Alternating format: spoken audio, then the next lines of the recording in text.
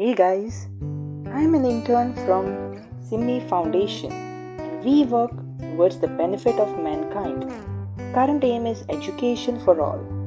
So, what are we waiting for? Let's get started.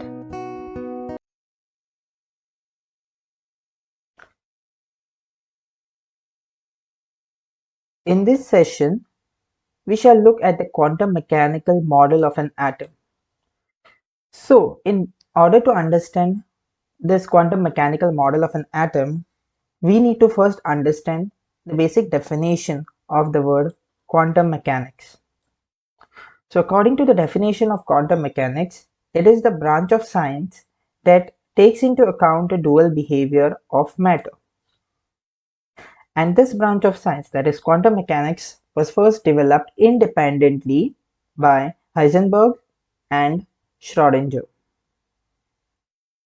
So firstly, we'll see the Heisenberg's uncertainty principle. Heisenberg gave us this equation, delta x multiplied by delta p x, which is greater than equal to h by 4 pi. And if we substitute the value of this delta p subscript x, which is the uncertainty in momentum, delta p subscript x is the uncertainty in the momentum, then we get this as a final equation, which is delta x multiplied by delta v subscript x, which is greater than equal to h by 4 pi into m. Over here, delta x is the uncertainty in the position of that electron. So Heisenberg's uncertainty principle states that it is impossible to determine simultaneously the exact position and exact momentum or velocity of an electron. In very simple words, if we know the position of that electron with a high degree of accuracy, that is, the uncertainty of that position, which is delta x, is very small, then the velocity or the momentum of that electron will be uncertain, which means that delta V of x or delta V subscript x will be large. If at all we know the velocity of the electron with high degree of accuracy, that means the uncertainty in this velocity of that electron will be very small. Then the position of that electron will be uncertain. And we can carry out certain physical measurements by which the outcome will be always a fuzzy or a blurred picture, which is mainly because of this uncertainty principle. Moving on to Schrodinger's equation.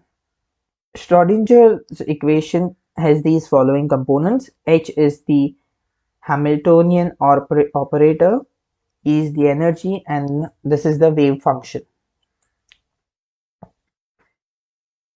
If we solve the Schrodinger equation for an hydrogen atom, then the solution gives the possible energy levels of the electron and corresponding to its wave function associated with each energy levels. And these energy levels and the corresponding wave functions are characterized by a set of three quantum numbers.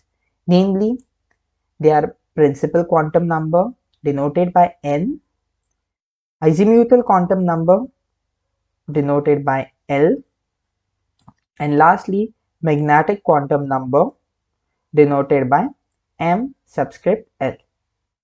And all these quantum numbers arise as a natural consequence in the solution of the Schrodinger's equation. So when an electron is in any energy state, the wave function corresponding to that energy state contains all the information about that electron. So this wave function corresponding to that energy state will have all the information about that electron.